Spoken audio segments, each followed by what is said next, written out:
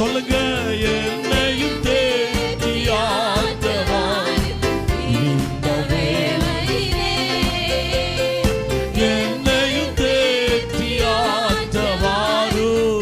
இந்த வேளையிலே. ஓ ஆவியானவரே, அன்பின் ஆவியானவரே, எல்லா முழங்கால் படியிட்டு ஆண்டவரை ஆராதிப்போம். இறங்கி வாரும் எங்கள் மத்தியிலே. எல்லா முழங்கால் படியிட்டு ஆவியானவரே, எங்களை உடைய பரிசுத்த ஆவியினால